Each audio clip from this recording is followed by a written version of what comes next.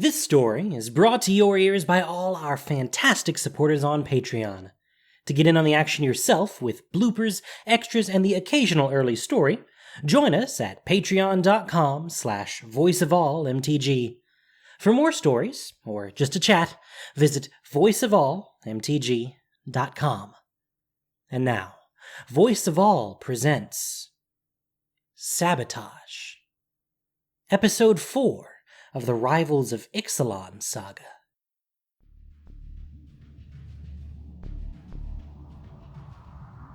Some 1,300 years before our story began, a soft breeze passed over an open steppe.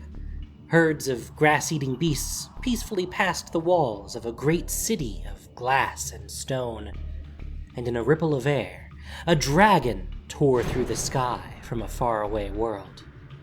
His name was Ugin, and his purpose was, and always had been, singular. Crowds of people gathered as he approached from above and cheered at the sight of the dragon. They guided him toward the center of the city. They smiled to see Ugin, for the arbiter of law told them the spirit dragon could be trusted. Ugin was led through the city with great fanfare, and eventually found his associate at the top of the stairs leading to what the citizens told him was the Palace of Justice. The Sphinx was a hieromancer who had lived for 10,000 years. His causes were noble, even if his reasons were not. Ugin, my friend. Azor flourished his wings and bowed his head. Welcome to my newest home. The Sphinx flicked his flight feathers, and a small pulse of law magic caused the crowd around them to turn around and leave. What brings you to this plane? When last we met, we discussed our common foe. What of him? He looked around nervously. Is this world in danger? The destroyer had arrived suddenly on one of Azor's patron worlds, wiped away Azor's work, and built a new empire for his own cryptic purposes. Ugin met the Sphinx less than a decade later and revealed the Scourge's name, his methods, and his villainous history. Every world is in danger, as long as our enemy is free and whole. That is why I am here. I have devised a plan to rid the multiverse of his influence, but I cannot do it without you. I have established law on countless worlds. I have created structure where once there was none. I would be most honored to share the immensity of my gifts with you, dear friend. Ugin was pleased. Together, we will rid the multiverse of Nicol Bolas. The plan they hatched required success on two fronts. They would need a means and an opportunity to pull their enemy into their prison, and a lock to contain and neutralize him there. As they conversed, Azor excitedly outlined the hieromancy necessary to create an object that would enhance his own law magic, giving him the ability to summon the Golden Dragon from any location in the multiverse. It would require the sacrifice of his own spark, but with Ugin's assistance, that could be reclaimed after Nicol Bolas was destroyed. There is a plane I have been wanting to bring order to. A world called Ixalan. I will build the immortal sun there, on the continent of Torrezon. Azor would no longer be a planeswalker, but the immortal sun would amplify his hieromancy with all the power of his severed spark, allowing him to work magic a mortal Sphinx could never hope to create. Unaided, their foe would be summoned to the cage no matter what plane he was on. The device would also serve as a lock to their prison, ensuring their planeswalking enemy would have no means of escape. Ugin assured Azor that, thanks to centuries of planning, he had secreted away a means to remove Nicol Bolas from existence for good. They needed only to capture the Golden Dragon, and their task would be complete. You will have to lure him to a specific location. I will need to know where to aim in order to summon him to the prison. Ugin, naturally, had thought all of this through, for he was as cunning as he was conniving. I will lure him to Tarkir.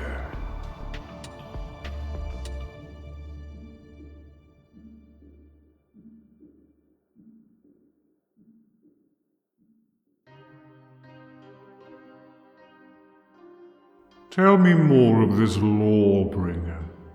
Nicol casually tore off the right arm of the minor functionary he held in his talon.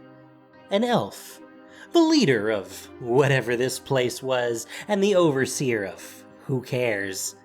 As Nicol used the severed appendage to slap the man repeatedly, he reflected that he should not allow himself to be so easily tempted into savagery by the foolishness of mortals, particularly not when even the slightest use of his telepathic ability would suffice to get the information he needed.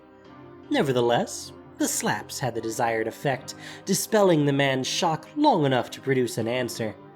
There was a certain feeling of joy Bolus achieved only by punishing the stupid. While all this elf's fellow bureaucrats and everyone else in the city had been sensibly running for their lives, this one pathetic fool had remained in the plaza. He had begun hurling insults at an elder dragon. He had sworn that the Lawbringer would soon return and would once more bring an end to evil. Such tired invective. The elf blubbered, telling all he knew and begging for his life. The Sphinx. Again the Sphinx.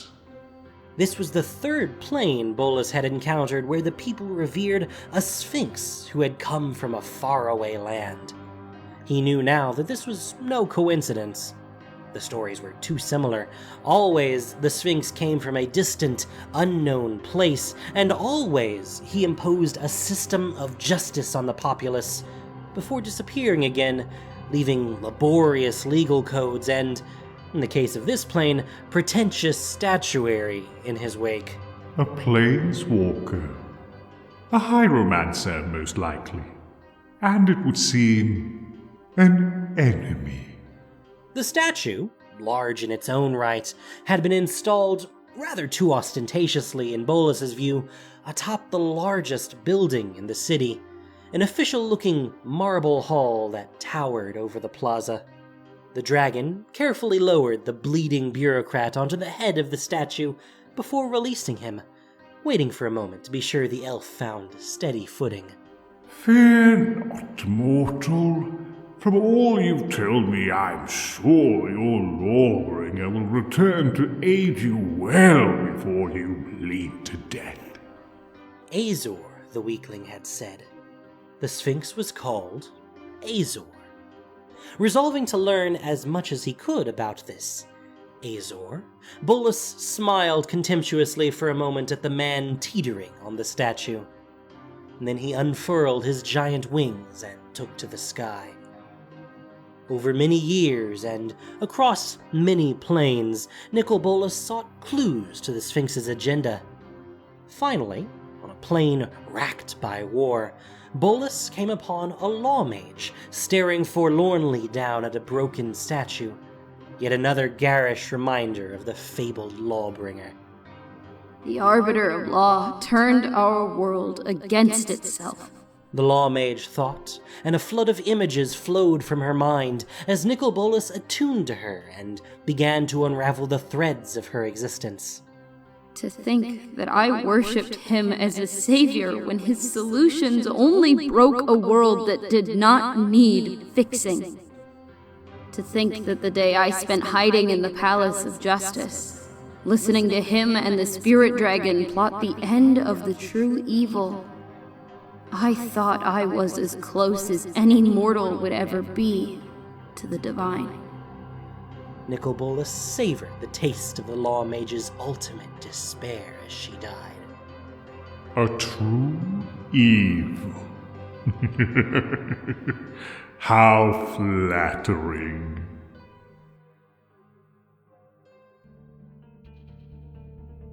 Azor stood on the shores of Torazon in a maelstrom of his own magic.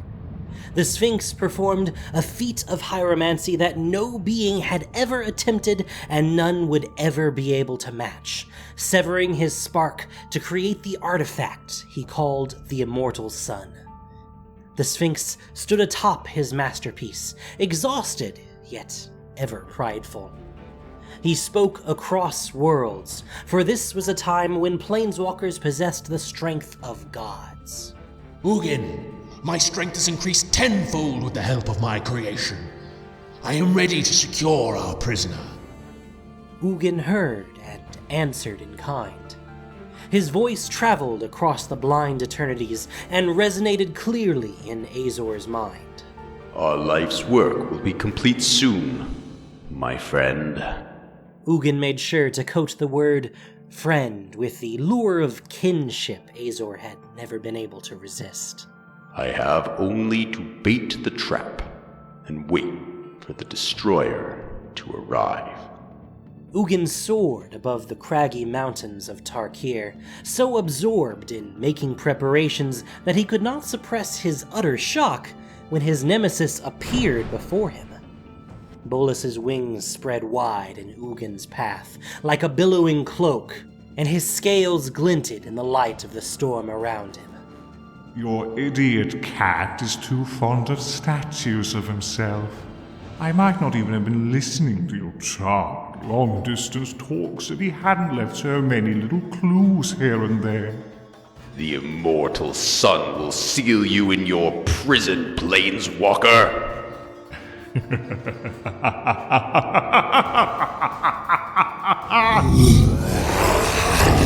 They fought and raged through the air, titans in a tempest. But Bolas lifted a claw, and hundreds of pairs of dragon eyes looked down on Ugin in unison. They curved their great bodies and dove to attack. The spirit dragon tried to escape, but was caught in a tempest of fire and claws. He hit the ground. He would have died, perhaps, but a man out of time intervened. That man preserved Ugin's body in a cocoon of stone and vanished. And Nicol Bolas planeswalked away, never to return, for he had won. Azor waited for a year. He kept vigil, standing atop the Immortal Sun with his attention focused on the heavens, waiting for a signal from his friend. But no signal ever came, and by the time Azor realized that something must have happened to Ugin, there was no dragon to summon, no foe to seal in his trap, no great sacrifice to be made in the fight against evil. Azor was left without a spark, and his prison without a prisoner.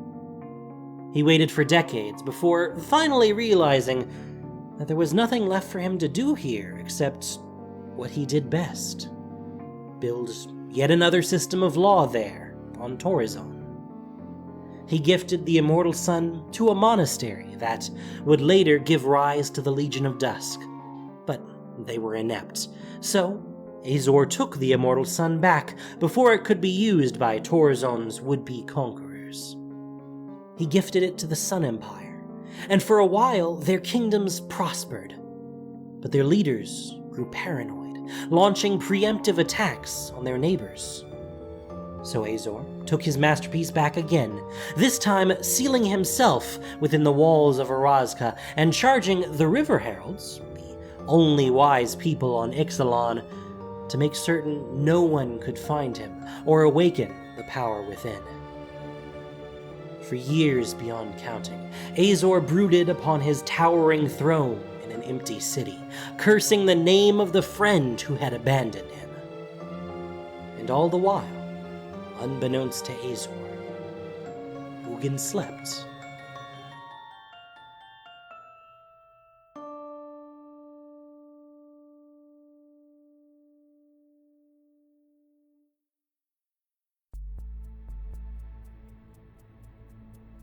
Jace told Vraska everything he knew about Nicol Bolas. The failed attempt to take the Planar Bridge, the army of Eternals on Amonkhet. Vraska, in turn, told him everything she knew about Nicol Bolas. The meditation plane and the spell key that granted her access. How frightened she was that Bolas would kill her if she failed him. The more Vraska told Jace, the more they both began to realize the immensity of Nicol Bolas's plan. Vraska felt guilty and terrified in equal measure, as though the weight of all the planes was bearing down on her. She held her head in her hands. I'm supposed to contact one of Bolas's associates, and they will retrieve the immortal sun. Using the planar bridge. It's Tezzeret. He's the one you're meant to call. Vraska briefly shook her head. She didn't know who that was. The man with the arm from when I was younger. Vraska swore with revulsion. Jace rubbed his face in his hands. Bolas sent Tezzeret to Kaladesh to retrieve a portal that can transport objects. He sent you to retrieve something that locks planeswalkers on a plane. And he went to Amonkhet to blow up his corpse factory. What does he plan to do with zombies that are stuck on a dead plane? Jace's face went pale. Vraska could see the whites of his eyes. He shut them and groaned. Ugh. They aren't just corpses anymore. They were treated with Lazatep. It's this mineral that's affixed to the Eternal's organic matter. To make them objects so they could survive interplanar travel. He made an army he could transport across the multiverse. And the immortal sun will make sure no one could leave once they've arrived. Jace, is there anything that might tell us what his endgame is? I need to check. One moment. He shut his eyes, and Vraska waited. The room had grown stuffy, and little motes dappled the beams of sunlight that shone through the opening to the outside. She could feel her heart beating a worried rhythm in her chest, but for 2 entire minutes, Jace remained entirely still. At last, he opened his eyes and looked at her with the saddest expression she had ever seen on someone's face. Show me. And Jace did. The air rippled with the now familiar signs of illusion, and Vraska watched through Jace's eyes. Gold scales, sandstone, heat, rough sand on his lips and in his eyes and in his throat. Broken, doomed friends. He was trying to break into Nicol Bolas's mind, sense what the dragon's plan was, stop him from doing harm, and for a brief moment he had done it. He saw the goal, and the answer stopped his heart in his chest. Ravnica was writ large upon the ambition in Nicol Bolas's mind. It was not purposefully laid out, as traps of the mind often are, but woven into the dragon's intentions, stamped broad and bright across his subconscious. Nicol Bolas noticed Jace's presence, and retaliated by slamming his psychic strength into the mage's mind. But when he did, and when the dragon scoured his insides, Vraska felt some kind of trap being sprung. And though Bolas managed to scramble Jace's memories, a part of Jace's mind propelled him from Amonkhet to Ixalan. Ravnica was Nicol Bolas's goal. Everything led there. Vraska opened her eyes, and Jace's projection ceased. She realized her hands were trembling. He wants to unleash an army on our home. With my help. They were both very quiet. It was too much, too large, too overwhelming. The object Vraska had voyaged for months to find was hanging above them. Vraska briskly stood up. She paced, swearing over and over and over, picking up a rock and throwing it at the immortal sun above. If I don't deliver the sun, I'm trapped here. And if I do deliver it, Nicol Bolas will destroy Ravnica. Ravnica is our home. Jace was silent. And you. He'll look into my mind and see that I met you. That I know you, that all this happened.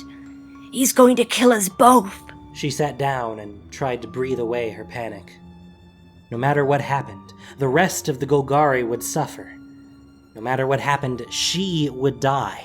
This has all been such a farce. Kaladesh, Amonkhet, here. The Gatewatch wasn't protecting anything, not really. I've let everyone down. Nicobolus intends to trap planeswalkers. And what?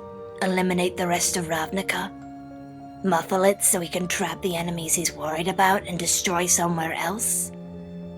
Both of those seem pointless. If he wanted to kill planeswalkers, he would just do it. I don't understand his intent.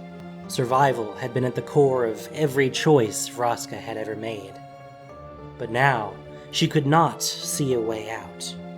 She would either remain trapped on Ixalan while Ravnica burned, or else return and be killed immediately by the dragon for working alongside his enemy. No matter what she chose, so long as Nicobolus was able to peer into her mind, her home would be destroyed. But what if he looked and saw nothing? A terrible idea sparked in her mind. A terrible, brilliant idea. Vraska closed her eyes and let out a long, shaking breath. It was the most frightening idea she had ever had in her life. But if Nicobolus looked and saw nothing, continued to trust her, allowed her the power he had promised her in return for her service, then she could hurt him all the more. They could hurt him all the more. Jace. Jace glanced back at her, distraught. I have an idea, but you're not going to like it. Jace shook his head. Helplessness was etched into the lines of his grimace. I don't know what I could do that could help. Vraska built up as much courage as she could to get the request past her lips. What she was about to say was terrifying, alarmingly drastic, and utterly necessary for their shared survival. I need you to temporarily take my memories of you. I won't do that. Jace, it's temporary, and it's the only way to keep us both from getting killed. She knew how awful this sounded, but the more the idea marinated in her mind, the more she knew it was the right choice. The only choice. Jay shook his head in disbelief. I'm not hurting you like that. You would not be hurting me. You would be protecting us. You'd take my memories of you from my mind and hold on to them. Keep them safe. Keep them away from the dragon's view. So when he sees me, he thinks the mission went off without a hitch. And then on Ravnica, at the right moment, you get the memories back. Jace went still. Vraska could almost see him thinking through the plan. You want to betray Nicobolus? Vraska nodded. She found herself scowling, her tendrils waving with anger and determination. If that bastard thinks I would stand by and allow him to conquer my plane with my help, he's got another thing coming. And I'd betray him 1,000 times over to stop him from doing to Ravnica what he did to Amonkhet. The revulsion on Jace's face had been replaced with intrigue. He looked at Vraska with conspiratorial curiosity. What sort of sabotage are we talking about? A splash of criminal talent had remained within him in the years since the Mana Blade after all. Vraska gave Jace an approving look and began to talk out the beginnings of her plan. He promised me the title of guild leader. Law magic was built into the fabric of Ravnica even before Azor arrived. The metaphysics of the plane are built around hierarchy, and guild leaders have access to that power, especially when they work together. I'll accept the position and keep working as his lackey while you do your guild pact thing and work on devising a plan. The dragon won't suspect anything because I won't be on your side until you remind me that I am. When you're ready and when we can hurt Nicobolus the most, return my memories and we'll set whatever plan you make in motion. Even if he catches on to what you're doing, he won't think it will work because he'll think I'm loyal to him. The plan felt insane to say out loud, but Vraska knew it would work. Jace was probably the second best telepath in the multiverse before he remembered what his mentor had taught him. but now he was whole, fractured no more. If he could break a sphinx as a boy, what could he do as an adult? Vraska could tell Jace was beginning to understand. He looked at her reluctantly. You would trust me with your memories? I trust you absolutely. How could she not? He was like her.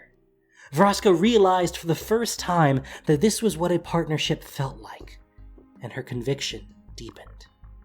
How strange it was to have someone to trust and to be trusted in return.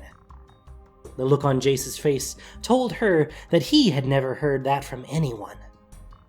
He gave her a look of awe and sadness, briefly closed his eyes, and opened them once more. There's a technique Alhamra taught me. He was leaning forward where he sat, with his elbows on his knees. His body language had shifted away from guarded terror to problem-solving focus. Obevir's maneuver. It's a way to smooth over evidence of mental tampering. I can reverse engineer the spell Ugin put on me to further disguise the gap left behind. Bolus shouldn't be able to tell anything's been removed. Are you certain? Bolus won't see the absence of something he wouldn't know to look for. He's too proud, and he doesn't know I'm here.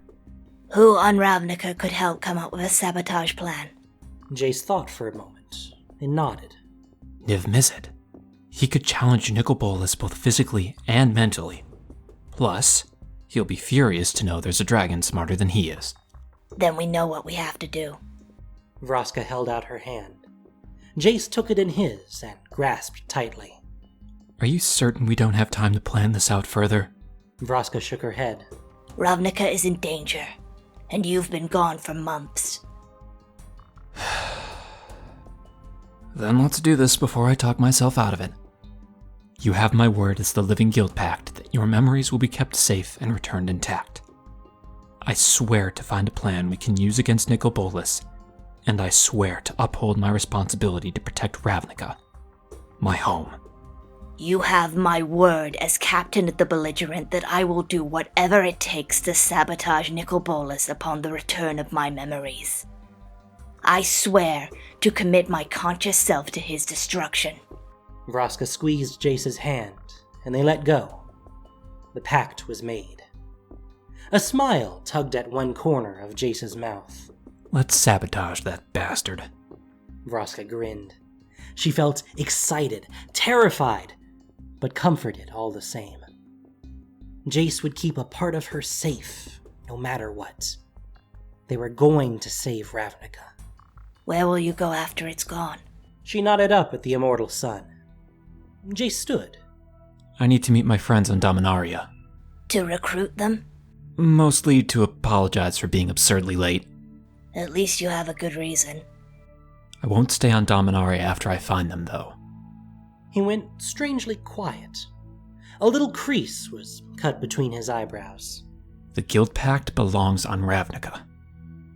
I don't want to be like Azor. Vraska understood why he would have that fear, holding the title he did. She nodded, and her mind wandered as Jace went quiet again. I just realized. I will still recognize you when I see you next. But I'll definitely try to kill you. I know.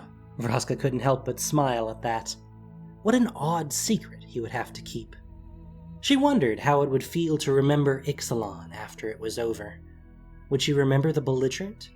Would she remember her friends? Can you sense where my crew is? Jace paused for a moment, listening for something that she could not hear. He nodded. Yes. They're in the room above. I can send Malcolm or Breaches a message if you like.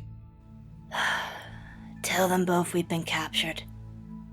Tell them to return to the ship. Amelia's in charge. And that this crew is the best thing that has ever happened to me. That's the truth. Jace's eyes briefly lit with the azure glow of his magic. It's done. I'll miss them too. We'll see them again. I don't want to forget them. You won't. I'll make certain of it. Vraska rolled her shoulders. Limber up. Time for the finale.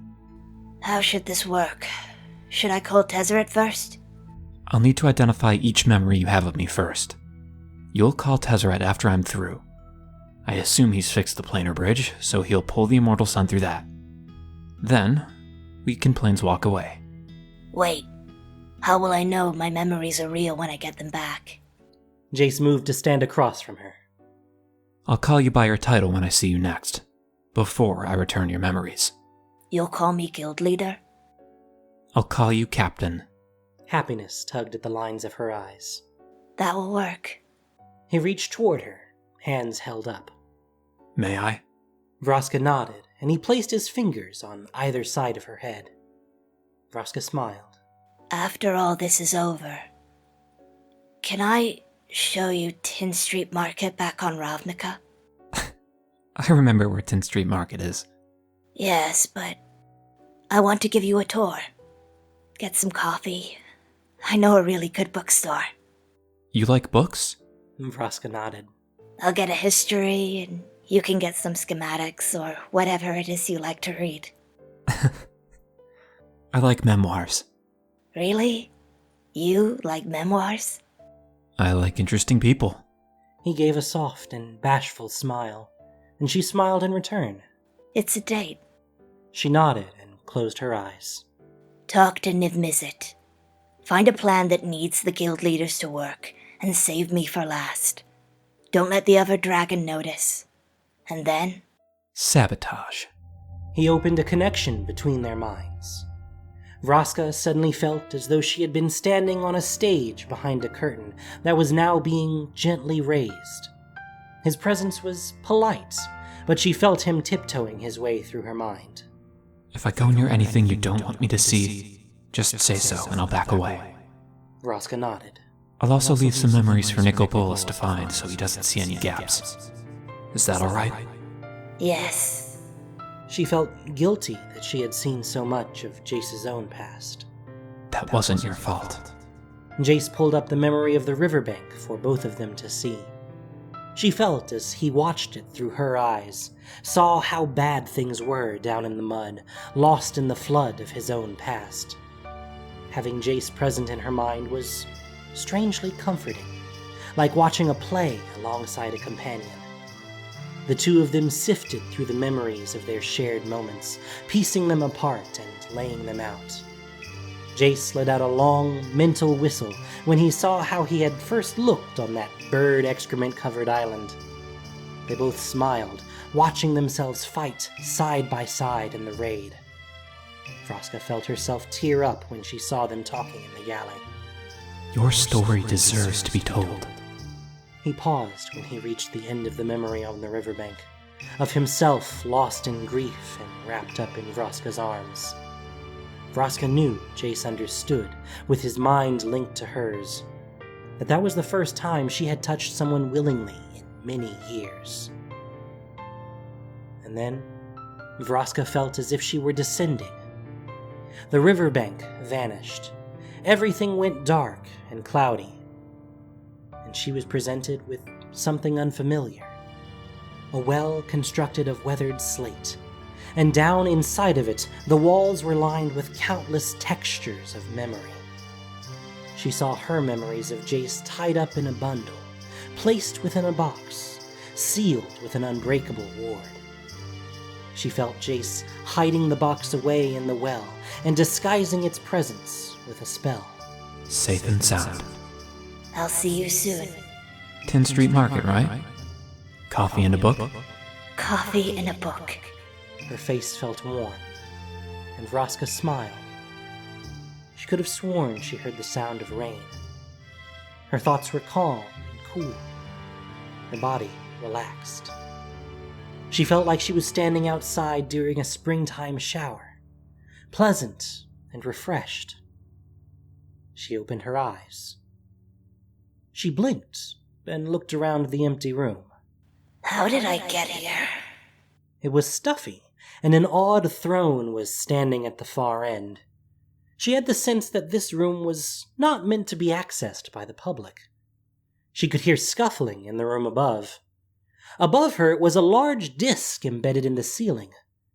She pulled out the thematic compass and Sure enough, the needle pointed upward. I found it. Vraska held out her hands and performed the spell her sponsor had taught her months before. It was complicated, requiring intense focus and more energy than she expected. The spell shot out and away from her like a bolt of lightning. Vraska waited for a full minute. She wondered if it had worked, and jumped in surprise when a violet circle opened up directly beneath the immortal sun. She felt a strange shifting inside of herself as the sun was pulled through to another plane. As the portal closed, Vraska planeswalked away.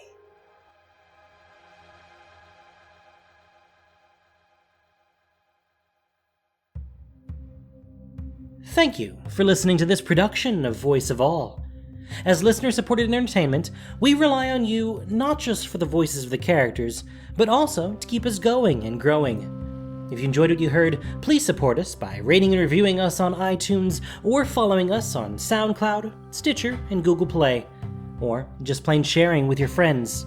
You can also support us financially on Patreon for exclusive perks. Sabotage was written by the Magic Narrative team. The podcast was produced and edited by Gendo Keshi, with sound editing by Noxshade. This week's story featured the voice talents of Rion Killfeather, David Mayer, Regula, Jordan McDougall, Maxie Bridgewood, and Isa Martell. Magic the Gathering is copyright Wizards of the Coast. Thank y'all so much for listening, and have a great day.